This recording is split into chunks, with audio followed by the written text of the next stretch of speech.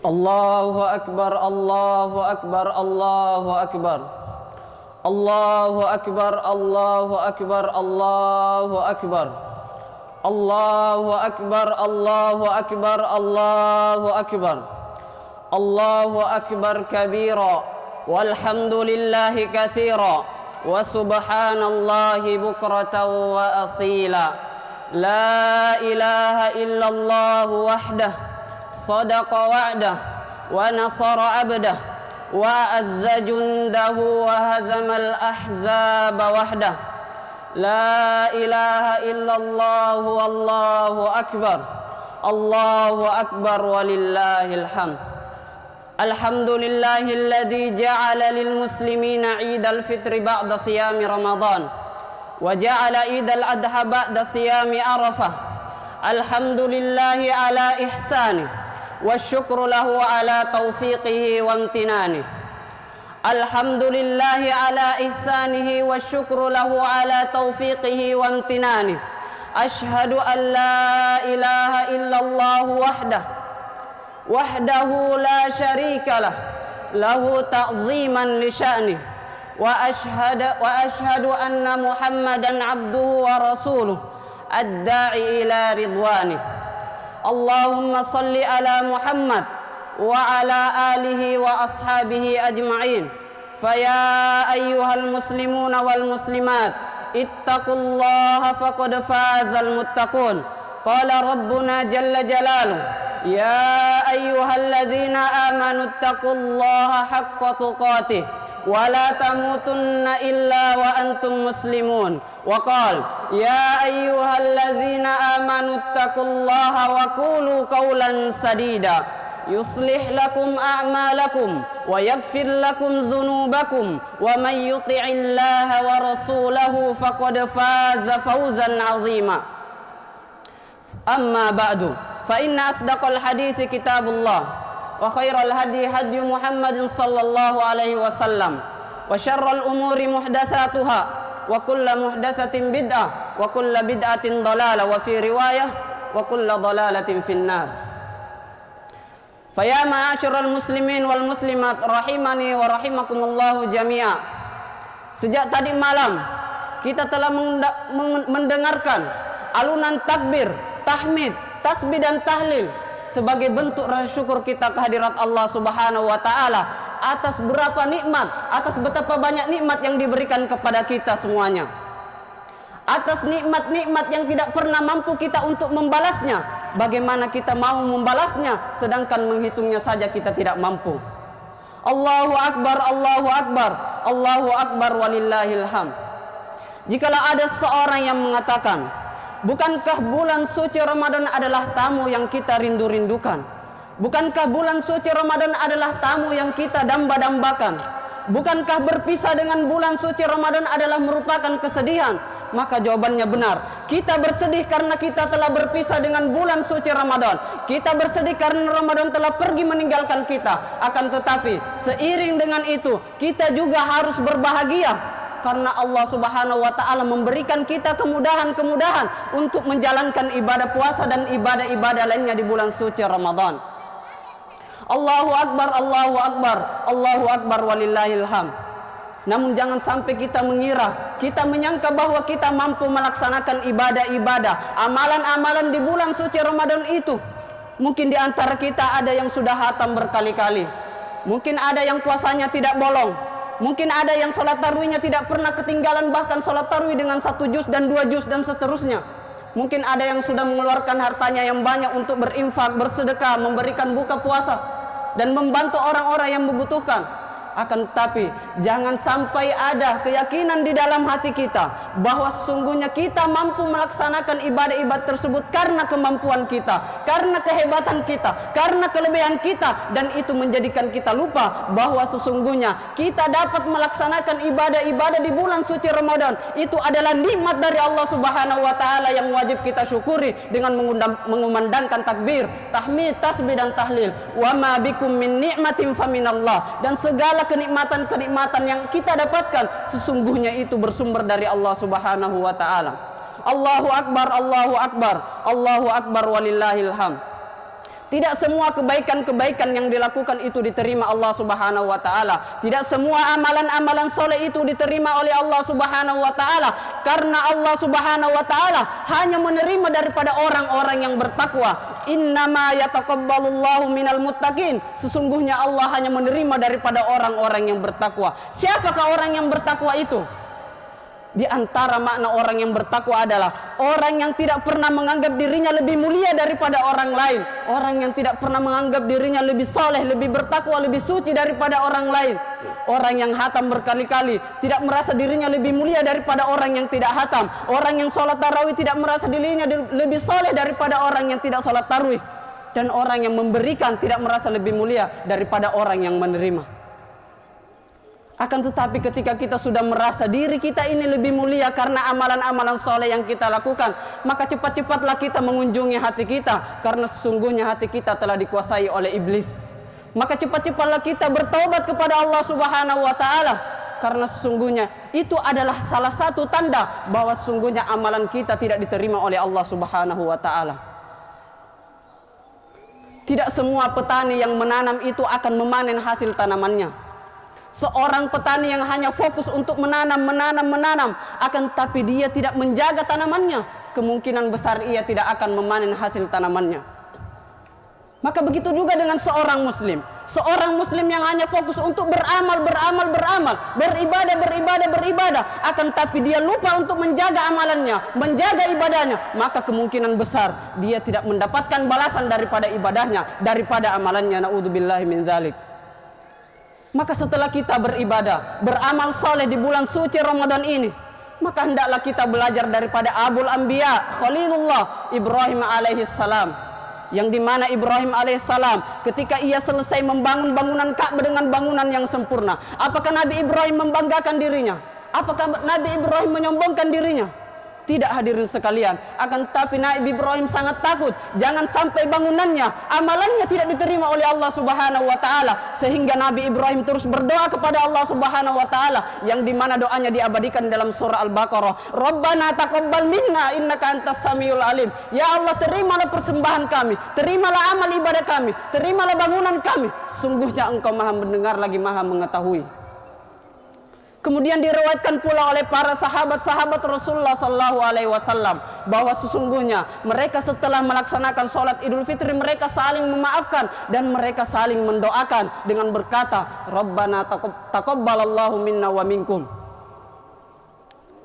Mereka ketika bulan Ramadan melaksanakan amalan ibadah dengan imanan wahtisaban, dengan penuh keimanan dan pengharapan. Akan tetapi setelah itu mereka takut jangan sampai amalan-amalan yang mereka kerjakan itu tidak diterima Allah Subhanahu wa taala. Makanya mereka terus berdoa dan saling mendoakan agar supaya Allah Subhanahu wa taala menerima amalan-amalan mereka. Ibnu Mas'ud radhiyallahu taala anhu pernah berkata, satu amalan saya diterima oleh Allah Subhanahu wa taala, itu lebih aku cintai daripada dunia meskipun dunia ini berisikan emas.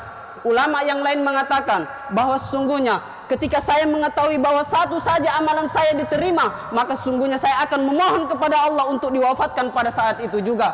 Ibnu Rajab Al-Hambali rahimahullah ta'ala di dalam kitabnya Lataiful Ma'arif telah menceritakan dan menyebutkan bahwasanya ulama-ulama salaf, ulama-ulama kita terdahulu hanya membagi tahunnya menjadi dua. 6 bulan pertama setelah bulan suci Ramadan dipergunakan untuk berdoa agar supaya amalan-amalannya di bulan suci Ramadan itu diterima oleh Allah Subhanahu wa taala, dan 6 bulan selanjutnya digunakan untuk berdoa agar supaya ia dijumpakan dengan bulan suci Ramadan.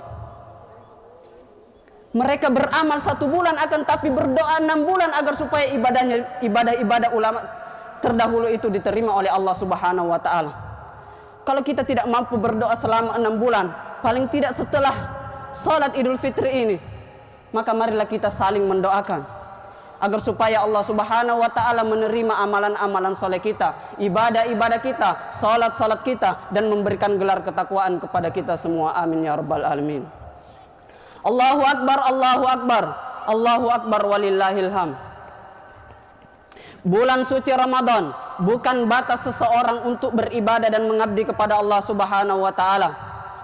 Bulan suci Ramadan bukan batas akhir untuk kita bersemangat dan rajin untuk beribadah dan mengabdi kepada Allah Subhanahu wa taala. Akan tetapi akhir kita mengabdikan diri kita kepada Allah Subhanahu wa taala hatta ya'tiyakal yakin wa'bud rabbaka hatta ya'tiyakal yakin. Maka sembahlah Allah Subhanahu wa taala sampai ajal menjemput kita. Jikalau ada seorang yang hanya mengenal masjid di bulan suci Ramadan, yang hanya mau membaca Quran di bulan suci Ramadan, yang hanya mau mengeluarkan hartanya di bulan suci Ramadan, maka sangat ditakutkan jangan-jangan ia hanya menyembah bulan suci Ramadan dan tidak menyembah Allah Subhanahu wa taala, pemilik bulan suci Ramadan. Ramadan telah pergi akan tapi masih ada 11 bulan setelah bulan suci Ramadan. Jikalau kita ingin mengetahui apakah amalan-amalan kita di bulan suci Ramadan itu diterima Allah Subhanahu wa taala ataukah tidak, maka lihatlah apakah kita mampu istiqomah dalam 11 bulan setelah bulan suci Ramadan ataukah tidak. Karena salah satu tanda amalan kita diterima Allah Subhanahu wa taala yaitu Allah mudahkan kita lagi untuk melaksanakan ibadah-ibadah yang selanjutnya. Bulan suci Ramadan adalah madrasah, adalah sekolah yang mengajarkan kita tentang banyak hal. Bulan suci Ramadan melatih kita untuk mengendalikan hawa nafsu kita. Bahkan sesuatu yang dihalalkan di luar bulan suci Ramadan seperti makan dan minum, itu diharamkan dan dilarang Allah Subhanahu wa taala di bulan suci Ramadan. Agar supaya kita terlatih untuk menundukkan hawa nafsu kita, mengendalikan hawa nafsu kita. Akhirnya setelah kita selesai dari bulan Ramadan, kita sudah terbiasa, sudah terlatih untuk mengontrol dan mengendalikan hawa-hawa nafsu kita. Allahu Akbar, Allahu Akbar, Allahu Akbar walillahil hamd. Setelah bulan suci Ramadan melatih kita untuk mengendalikan hawa nafsu kita, maka bulan suci Ramadan juga mengajak kita melihat bagaimanakah hubungan kita dengan Al-Quranul Karim, mengajak kita untuk kembali mencintai Al-Quran, untuk kembali menjadikan Al-Quran pedoman dan petunjuk di dalam kehidupan kita. Ibnu Katsir rahimahullah ta'ala di dalam tafsirnya ketika menafsirkan ayat Inna anzalnahu Qur'anan Arabiyyan la'allakum ta'qilun, maka dia berkata, sebaik-baik kitab adalah Al-Quran yang diturunkan menggunakan sebaik-baik bahasa yaitu bahasa Arab, diturunkan pada sebaik-baik bulan yaitu bulan suci Ramadan, pada sebaik-baik malam yaitu malam Lailatul Qadar, pada sebaik-baik tempat yaitu Makkah Al-Mukarramah wal Madinah Al-Munawwarah, diturunkan untuk sebaik-baik Rasul yaitu Nabi Muhammad sallallahu alaihi wasallam melalui perantara sebaik-baik malaikat yaitu malaikat Jibril alaihi salam untuk menjadi hidayah, untuk menjadi petunjuk bagi sebaik-baik kaum, sebaik-baik umat yaitu umatnya Nabi Muhammad sallallahu alaihi wasallam. Dari perkataan Ibnu Katsir rahimahullah ta'ala kita mengambil kesimpulan bahwa apa saja yang berkaitan dengan Al-Quran, apa saja yang berkaitan dengan Al-Quran, dan siapa saja yang berhubungan dengan Al-Quran, maka sesungguhnya ia akan mendapatkan kemuliaan. Maka ketika kita mencari kemuliaan, kita mencari kehormatan, kita mencari derajat yang tinggi, maka hendaklah kita menghubungkan diri kita dengan Al-Quran, maka hendaklah kita mengkaitkan diri kita dengan Al-Quran, maka hendaklah kita menjadikan diri kita sebagai ahli-ahli Al-Quran. Di dalam suatu riwayat disebutkan bahwa sesungguhnya surga itu mempunyai 8 pintu.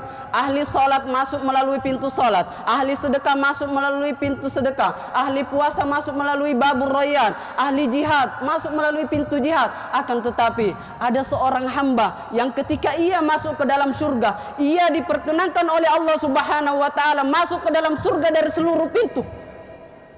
Dia diperkenankan oleh Allah Subhanahu wa taala masuk ke dalam surga melalui seluruh pintu surga dan disambut oleh para malaikat dengan ucapan penghormatan. Siapakah dia? Dia adalah ahli Al-Quran yang mengorbankan masa istirahatnya untuk membaca Al-Quran, untuk muraja Al-Quran, untuk mengamalkan Al-Quran. Dialah ahli Al-Quran yang mengorbankan, mengeluarkan hartanya untuk menyumbang di pesantren-pesantren Al-Quran, rumah-rumah Al-Quran. Dialah orang yang mencintai Al-Quran, yang mempelajari Al-Quran, yang mengamalkan Al-Quran dan terus untuk mengajarkan dan mendakwahkan Al-Quran. Dan lebih dahsyatnya lagi, ahli Al-Quran dapat menggandeng ibu bapaknya masuk ke dalam surga, memberikan pakaian kemuliaan kehormatan kepada ibu bapaknya, memberikan mahkota yang cahayanya lebih terang daripada sinaran matahari.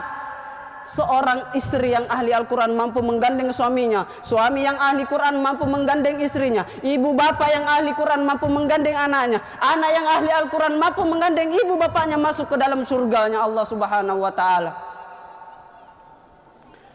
Maka sejak hari ini, sejak detik ini, marilah kita bertekad berkemauan kuat untuk menjadikan diri kita sebagai ahli-ahli Al-Quran. Perkara Allah Subhanahu wa ta'ala memberikan kita 30 juz, 20 juz, 10 juz, 5 juz, 1 juz, itu tidak menjadi masalah. Karena ahli Al-Quran adalah orang yang senantiasa mencintai Al-Quran, yang senantiasa mengamalkan dan mengajarkan Al-Quran, meskipun ia belum selesai menghafalkan 30 juz. Akan tetapi tidak dikatakan umat akhir zaman kalau dia tidak mempunyai banyak alasan. Saya tidak bisa membaca Al-Quran karena saya sibuk bekerja, saya sibuk berbisnis. Saya tidak mampu memahami Al-Quran, mentadabburi Al-Quran karena saya tidak faham bahasa Arab. Saya tidak mampu menghafal Al-Quran karena faktor usia saya tidak kuat dalam menghafal. Maka kalau memang seperti itu, maka jalan terakhirnya adalah marilah kita mencetak generasi-generasi kita, anak-anak kita, keturunan-keturunan kita sebagai ahli-ahli Al-Quran. Semoga dengan usaha ini, semoga dengan ikhtiar ini, Allah Subhanahu wa ta'ala memberikan kita syafaat di hari mala yanfa'u malu wala banun. Allahu Akbar, Allahu Akbar, Allahu Akbar walillahil hamd. Setelah bulan suci Ramadan mengajarkan dan melatih kita untuk menahan hawa nafsu kita, mengajak kita kembali kepada Al-Quran, maka bulan suci Ramadan juga mengajarkan kita tentang arti dari sebuah kesabaran. Maka berbicara tentang kesabaran, tiada orang atau tiada manusia di permukaan bumi ini yang paling sabar daripada kedua kita, dari teladan kita, uswatun hasanah. Siapakah dia? Dia adalah Rasulullah sallallahu alaihi wasallam. Dia adalah Nabiullah, Nabi Allah Subhanahu wa taala. Dia adalah Khalilullah, kekasih Allah Subhanahu wa taala, yang mempunyai syafaat kubra, yang dapat memberikan syafaat di hari kiamat, yang mempunyai telaga Kautsar, yang pertama membuka pintu surga, orang yang paling mulia yang pernah Allah ciptakan di permukaan bumi ini. Akan tetapi dipukuli hingga giginya jatuh, dilempari hingga kepalanya berdarah. Istri tercintanya Aisyah radhiyallahu taala anha dituduh sebagai pezina. Seluruh anaknya meninggal mendahulinya kecuali Fatimah radhiyallahu taala anha. 70 daripada sahabatnya dibunuh di depan matanya ketika perang Uhud. Dituduh bahwa dia adalah penyihir, bahwa dia adalah dukun, bahwa dia adalah orang gila. Merasakan lapar hingga mengikat batu di perutnya, tidur di atas pelepah kurma sampai berbekas di badannya, dilempari dengan duri, dilempari dengan kotoran hewan. Ayahnya meninggal sedangkan ia masih berada di dalam kandungan. Ibunya meninggal ketika ia berusia 6 tahun, disusul dengan kematian kakeknya pada usia 8 tahun. Inilah sebagian kecil daripada musibah-musibah yang menimpa Rasulullah sallallahu alaihi wasallam. Terus bagaimana dengan kita semua? Sebesar apakah musibah yang menimpa kita sehingga kita masih susah untuk bersabar? Sebesar apakah musibah yang menimpa kita sehingga kita masih malas untuk menghidupkan sunnah-sunnah Rasulullah sallallahu alaihi wasallam? Seringkali kita marah, seringkali kita menangis karena orang tua kita tidak mampu memberikan uang jajan kepada kita, tidak mampu membelikan handphone kepada kita. Akan tetapi pernahkah kita berpikir betapa banyak anak-anak di luar sana yang tidak pernah melihat wajah kedua orang tuanya, yang tidak pernah merasakan kasih sayang daripada kedua orang tuanya. Seringkali kita menangis, seringkali kita marah karena hanya tidak memiliki sepatu baru. Akang tetapi pernahkah kita melihat betapa banyak anak-anak di Palestina sana yang masih mampu tersenyum manis padahal ia sudah tidak memiliki kaki. Allahu Akbar, Allahu Akbar, Allahu Akbar walillahil hamd. Bilal bin Rabah adalah sahabat Rasulullah sallallahu alaihi wasallam, seorang budak yang berkulit hitam, disiksa, dijepit dengan batu, dijemur di atas padang pasir yang begitu panas menghadap matahari. Terkelupas kulitnya, mengalir darah dari sekujur tubuhnya, pecah bibirnya. Akan tetapi dari kulit yang terkelupas itu, dari darah yang mengalir itu, dari bibir yang pecah itu, hanya keluar ucapan satu, ahadun ahadun, Allah yang Maha Esa, Allah yang Maha Esa. Bilal bin Rabah, budak badannya, budak tubuhnya, akan tetapi merdeka jiwanya, sehingga sejarah mencatat namanya dengan tinta emas. Sedangkan kita, merdeka badan kita, merdeka tubuh kita, akan tetapi hati kita, mental kita, jiwa kita menjadi budak harta, budak jabatan, budak dunia, naudzubillahi min dzalik, sehingga sejarah tidak pernah mau mencatat nama kita. Allahu Akbar, Allahu Akbar, Allahu Akbar walillahil hamd. Bulan suci Ramadan, Allah Subhanahu wa taala memberikan hadiah kepada kita agar supaya kita kembali fokus untuk beribadah, agar supaya kita mengingat kembali kenapa Allah Subhanahu wa taala menciptakan kita di permukaan bumi ini. Allah menciptakan kita tidak lain dan tidak bukan, wa ma khalaqtul jinna wal insa illa liya'budun.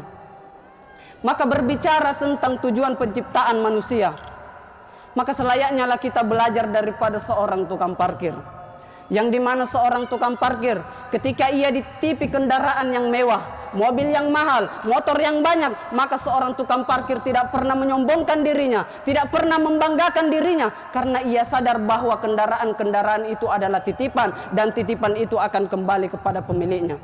Ketika seorang pemilik kendaraan itu mengambil kendaraannya, pemilik mobil itu mengambil mobilnya, ia juga tidak merasakan kesedihan, tidak merasakan kecewaan, karena ia sadar bahwa sesungguhnya itu adalah titipan, karena ia sadar bahwa tugas pokok dari seorang tukang parkir adalah menjaga keamanan di area parkirnya, karena titipan itu akan dimintai pertanggungjawabannya jikalau ada kendaraan yang hilang ataupun rusak. Maka seperti itulah seharusnya kita beramal.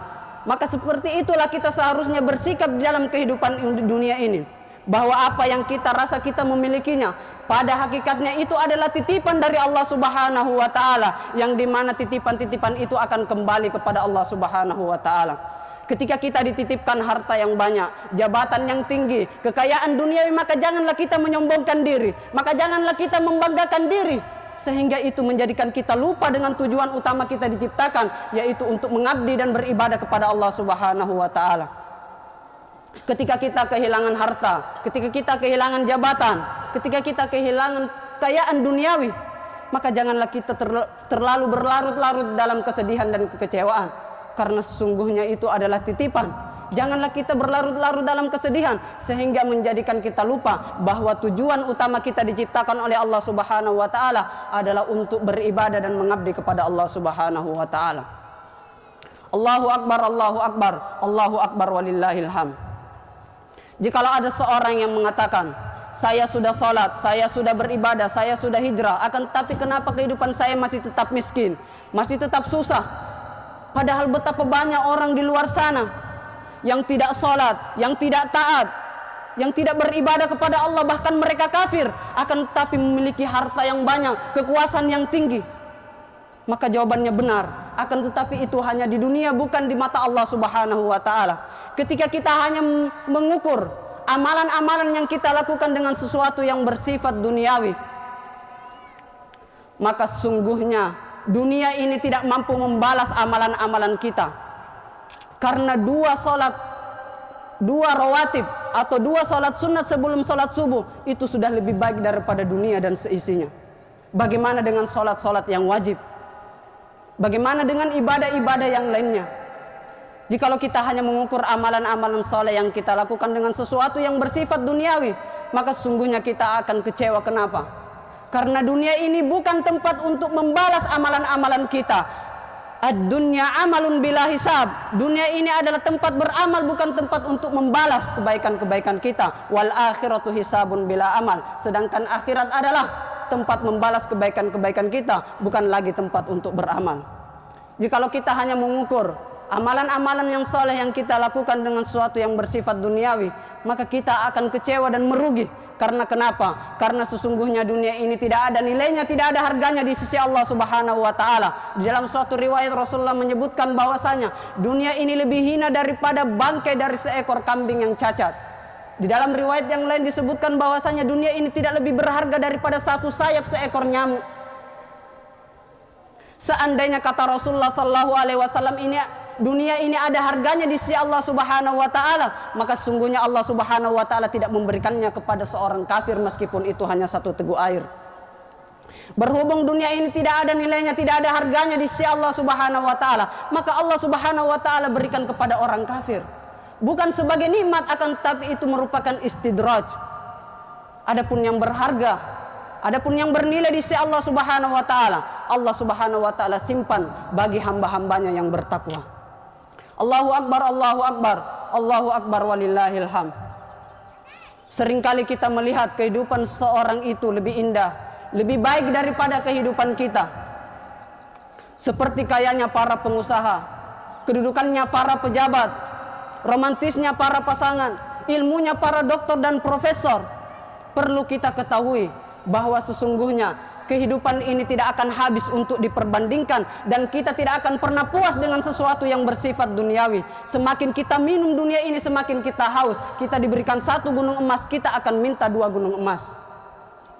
Maka kebahagiaan itu tidak datang dari membanding-bandingkan, akan tetapi kebahagiaan itu datang ketika kita mempunyai sifat syukur.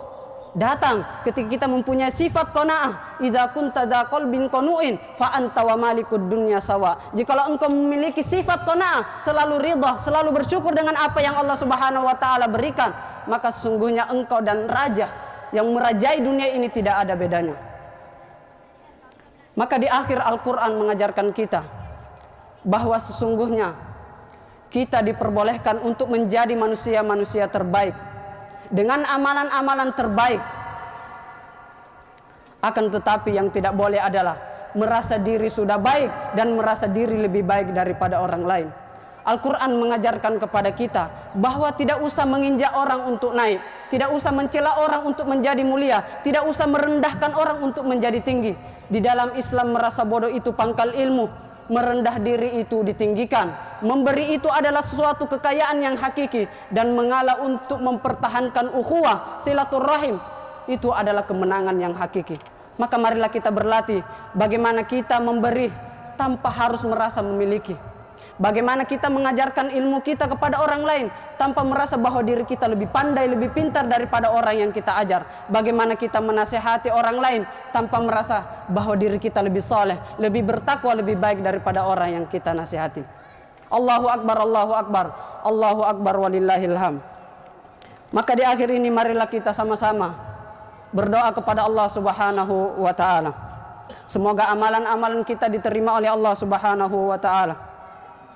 Alhamdulillahi Rabbil Alamin, hamdan na'imin, hamdan syakirin, hamdan yuafi ni'amahu wa yukafi'u mazida. Ya Rabbana lakal hamdu kama yanbaghi li jalali wajhika wa azimi sultanik. Allahumma ighfir lil muslimina wal muslimat, wal mu'minina wal mu'minat, al ahya'i minhum wal amwat. Innaka sami'un qaribun mujibud da'wat ya qadi al hajat. Ya Allah, kami mengulurkan tangan kami yang hina ini untuk memohon limpahan rahmat dan hidayah-Mu ya Allah. Ya Allah, ampunilah dosa-dosa kami. Kami terlalu lemah dengan godaan-godaan syaitan, meskipun kami tahu syaitan adalah musuh kami. Kami masih sering bermaksiat meskipun kami tahu itu dapat mengundang murka-Mu ya Allah. Ya Allah, kehidupan kami berlalu hari demi hari. Setiap nikmat yang Kau beri tak henti-henti, tapi betapa zalimnya kami ya Allah. Kami sering gunakan nikmat-Mu untuk berbuat dosa. Ya Allah, kami terlupa sudah separuh usia kami berlalu, atau mungkin hari ini adalah ujung dari usia kami ya Allah. Tapi hati kami belum benar-benar mencintai-Mu ya Allah. Ya Allah, kami merasa sedih ditinggalkan bulan-Mu yang sangat mulia ini. Jiwa kami merasa takut akan tertolaknya ibadah-ibadah kami ya Allah. Ramadan telah usai, namun kasih sayang-Mu tak pernah usai. Maka teguhkanlah kami untuk terus beramal hingga Kau panggil kami dalam keadaan yang suci dan husnul khotimah ya Allah. Ya Allah, Nabi kami tidak tidur malam menangis untuk mendoakan kami ya Allah. Nabi kami rela kelaparan 3 hari demi kami ya Allah, demi umat ini, tapi kami masih sering lalai dan malas untuk menghidupkan sunnah-sunnahnya ya Allah. Ya Allah, banyak maksiat melanda umat ini, kemungkaran dan fitnah atas agamamu ini datang silih berganti, tapi kami masih malas untuk mengeluarkan harta dan tenaga kami untuk menolong agamamu ya Allah. Ya Allah, kami belum memperlakukan saudara-saudara kami sebagaimana kami suka untuk diperlakukan ya Allah. Kami sering menghina dan menyakiti hati saudara kami, padahal kami tidak suka dihina dan disakiti ya Allah. Kami sering menggibah saudara kami, padahal kami tidak suka digibah ya Allah. Maka lapangkanlah hati saudara kami yang pernah kami zalimi ya Allah, agar dia mau memaafkan kesalahan-kesalahan kami ya Allah.